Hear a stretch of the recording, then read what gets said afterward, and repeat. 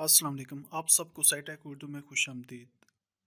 Physics का तीसरा chapter है डायनामिक्स। उसके न्यूमेरिकल्स इस वीडियो में हम देखेंगे। पहला न्यूमेरिकल है 3.1 के 20 न्यूटन की एक फोर्स एक जिस्म को 2 मीटर पर सेकंड स्क्वायर के एक्सेलरेशन से हरकत देती है।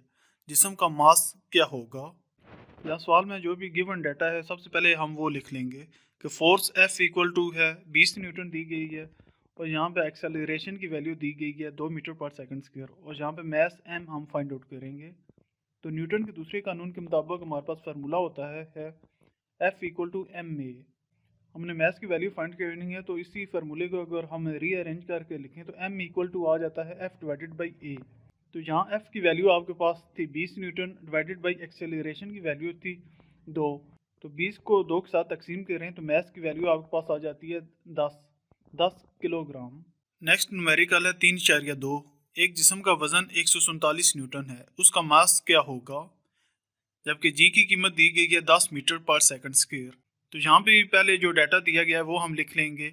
वजन दिया गया है W इक्वल टू 147 न्यूटन और जी जो कि ग्रेविटेशनल एक्सेलरेशन होता है उसकी वैल्यू हमने लिख लेनी है 10 मीटर पर सेकंड स्क्वायर और मास m जो कि हमने फाइंड आउट करना है। तो यहाँ पे फार्मूला आपके पास होता है वजन का W equal to M G. यहाँ पे हमने मास की वैल्यू फाइंड आउट करनी है तो फार्मूले को रीअरेंज करके लिखें तो m इक्वल टू आ जाता है W divided by G. Value put करें वजन W की और G की तो आपके पास 147 डिवाइडेड बाई 10 तो आपके पास मास की वैल्यू आ जाती है 14.7 किलोग्राम। नेक्स्ट न्यूमेरिकल है 3.3 कि 10 किलोग्राम मास के एक जिस्म को गिरने से रोकने के लिए कितनी फोर्स दरकार होगी? तो यहाँ सवाल में मास की वैल्यू दी गई है 10 किलोग्राम, वो आपने लिख लेनी है। इसके बाद ग्रेविटेशनल एक्सेलरेशन, क्योंकि एक जिस्म ऊपर से नीचे की तरफ आ रहा है तो यहाँ पे जी की वैल्यू होगी 10 मीटर पर सेकंड स्क्वायर, यानी जो जी की वैल्यू हम लेंगे वो पॉजिटिव होगी और यहाँ पे फोर्स सामने फाइंड आउट करनी है। वैसे हमारे पास फोर्स का फार्मूला होता है F equal to M A Newton के दूसरे कानून के मुताबिक। लेकिन इस केस में क्योंकि जो बॉडी है जिस्म ऊपर से नीचे की तरफ आ रहा है तो और उसका वजन एज अ फोर्स एक्ट कर रहा है तो इसलिए हम फोर्स को एज अ W लेंगे वजन के इक्वल और W का फार्मूला होता है इक्वल टू एम जी। तो F equal to M G अगर हम फार्मूला इस्तेमाल करें तो आपके पास फोर्स की वैल्यू आ जाती है 100 न्यूटन। अगला न्यूमेरिकल है 3.4 कि 50 किलोग्राम मास के एक जिस्म में 100 न्यूटन की फोर्स कितना एक्सेलरेशन पैदा करेगी? यहाँ पे दी गई है सवाल में पहले force F equal to 100 Newton, इसके बाद मास की वैल्यू दी गई है 50 किलोग्राम और एक्सेलरेशन हमने फाइंड आउट करना है। तो यहाँ पे अभी न्यूटन का दूसरा कानून है F equal to M A, उसकी इक्वेशन हमने लगानी है। तो इसी F equal to M A को हम लिख सकते हैं A equal to F divided by M, क्योंकि m साथ मल्टीप्लाई हो रहा है A के साथ तो दूसरी साइड पे जाके डिवाइड हो जाता है। तो F और m की वैल्यू यहाँ पे आप पुट करें तो आपके पास एक्सेलरेशन आ जाता है 2 मीटर पर सेकंड स्क्वायर। नेक्स्ट न्यूमेरिकल है 3.5। एक जिस्म का वजन 20 न्यूटन है, उसको 2 मीटर पर सेकंड स्क्वायर के एक्सेलरेशन से सीधा ऊपर की तरफ ले जाने के लिए कितनी फोर्स की ज़रूरत होगी? यहाँ पे जिस्म का वजन दिया गया है तो पहले हम डाटा लिख लेंगे। वजन equal to W equal to 20 Newton, acceleration A आ जाएगा आपके पास 2 मीटर पर सेकंड स्क्वायर और फोर्स F आपने फाइंड आउट करनी है। यहाँ पे कुल फोर्स जो हमने फाइंड आउट करनी है F equal to F1 plus F2, ये हमने फाइंड आउट करनी है। जब 20 न्यूटन उसका वजन है तो उस जिस्म पे दो तरह की फोर्स लग रही है, एक तो उसका वजन होगा और एक दूसरी फोर्स वो होगी जो हम लगाएंगे इस 20 न्यूटन के वजन को ऊपर ले जाने के लिए। तो वजन प्लस फोर्स जो उसे ऊपर की तरफ लेके जाएगी, इन दोनों को अगर आप ऐड करें तो आपके जो टोटल फोर्स है वो आ जाएगी। तो कुल फोर्स हम निकालेंगे F1 प्लस F2, जबकि F1 हम उसका वजन लेंगे और F2 में फार्मूला लगेगा equal to M A. F2 की वैल्यू निकालने के लिए हमें मास चाहिए तो वो हम फार्मूला लगाएंगे W equal to M G. W equal to M G फार्मूले के तहत हम मास की वैल्यू हमारे पास आ जाएगी। यहाँ पे m आपके पास आ जाएगा W divided by G. Values यहाँ आप पुट करें 20 डिवाइडेड बाई 10 तो आपके पास मास की वैल्यू आ जाएगी 2 किलोग्राम। जब आपके पास मास की वैल्यू भी आ गई है तो आप फार्मूला लगा लेंगे F equal to M A. ये फार्मूला लगाएं तो आपके पास F2 की वैल्यू आ जाती है 4 न्यूटन। अभी कुल फोर्स जो कि थी F equal to F1 plus F2, जबकि F1 इक्वल टू था वजन के और F2 जो अभी हमने ऊपर निकाली है, ये वैल्यू इसमें लगाएं 20 जमा 4 तो आपके पास फोर्स आ जाएगी 24 न्यूटन। यानी जिस्म को ऊपर की तरफ सीधा लेके जाने के लिए 24 न्यूटन फोर्स दरकार होगी। अगला नेक्स्ट हमारे पास न्यूमेरिकल है 3.6। एक बेफ्रिक्शन पुली पर से गुजरने वाली डोरी के सिरों से 52 किलोग्राम मैस और 48 किलोग्राम मैस के दो अजसाम मुंसलिक हैं। डोरी में टेंशन और अजसाम का एक्सेलरेशन मालूम करें, जबकि दोनों अजसाम अमूदन हरकत कर रहे हैं। यहाँ सवाल में दो मैसेज दिए गए हैं और वो अमूदन हरकत कर रहे हैं। क्योंकि दोनों अजसाम अमूदन हरकत कर रहे हैं, इसलिए हमें जी की वैल्यू भी इस्तेमाल करनी होगी, जो कि होती है 10 मीटर पर सेकंड स्क्वायर। और पहले जिस्म का मैस दिया गया है M1 इक्वल टू 52 किलोग्राम और दूसरे जिस्म का मैस दिया गया है M2 48 किलोग्राम। तो हमने दो चीज़ें इसमें फाइंड करनी है, एक तो उसका एक्सेलरेशन और दूसरी डोरी में टेंशन। तो हमारे पास फार्मूला होता है A equal to M1 minus M2 divided by M1 plus M2 multiply by G। तो इस फार्मूले में अगर आप वैल्यू पुट करें M1 M2 की और G की, और इसी इक्वेशन को अगर आप सॉल्व करें तो आपके पास A की वैल्यू आ जाती है 0.4 मीटर पर सेकंड स्क्वायर।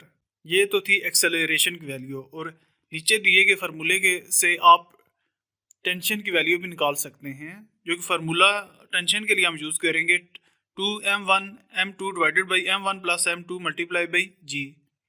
इस फार्मूले में भी आप सारी वैल्यू इसमें पुट अप करें तो आपके पास फाइनल जो वैल्यू आ जाती है टेंशन की 500 न्यूटन। क्योंकि टेंशन भी एक फोर्स की टाइप है, इसलिए इसकी भी हम यूनिट न्यूटन ही यूज़ करेंगे।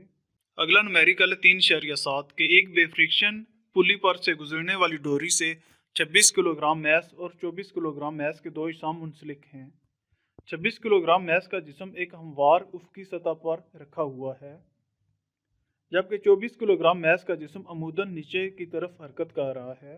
डोरी में टेंशन और दोनों अजसाम का एक्सेलरेशन मालूम करें।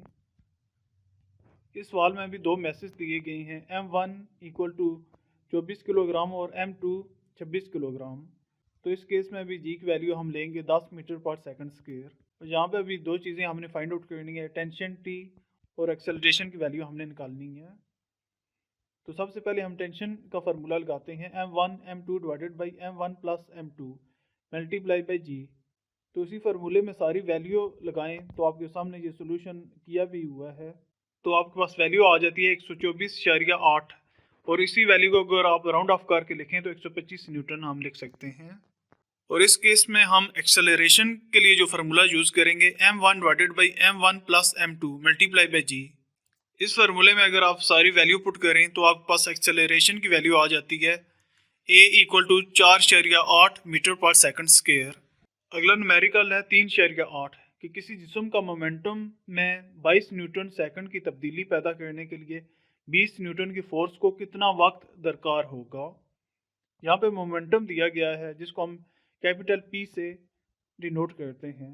तो P इक्वल टू आ जाता है 22 न्यूटन सेकंड, और यहाँ पे फोर्स दी गई है 20 न्यूटन और टाइम T हमने फाइंड आउट करना है।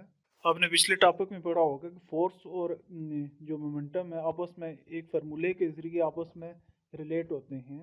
तो वो फार्मूला था F equal to delta P divided by T। तो इसी फार्मूले के तहत आप T की वैल्यू भी निकाल सकते हैं कि T इक्वल टू आ जाता है delta P divided by F। इसी फार्मूले में आप वैल्यू पुट करें P की और F की तो आपके पास टाइम आ जाता है 1.1 सेकंड।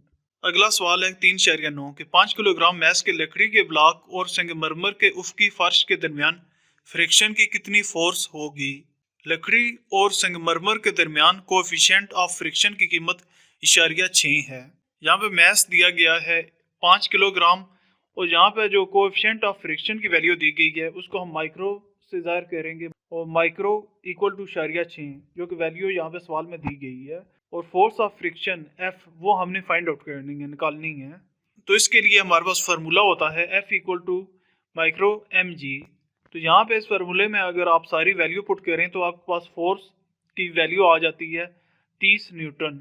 नेक्स्ट न्यूमेरिकल है 3.10 कि 0.5 किलोग्राम मैस के जिस्म को 50 सेंटीमीटर रेडियस के दायरे में 3 मीटर पर सेकंड की स्पीड से घुमाने के लिए कितनी सेंट्रीपिटल फोर्स की ज़रूरत होगी। तो यहाँ पे पहले मैस दिया गया है 5 किलोग्राम और रेडियस आर दिया गया है 50 सेंटीमीटर।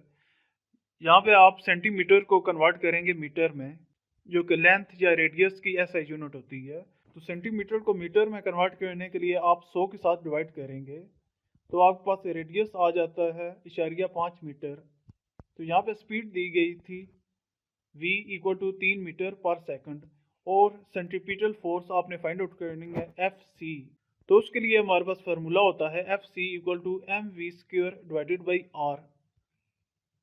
तो यहाँ पे मैस, स्पीड और रेडियस की वैल्यू इस फार्मूले में पुट करें तो आपके पास सेंट्रीपिटल फोर्स की वैल्यू आ जाती है 9 न्यूटन।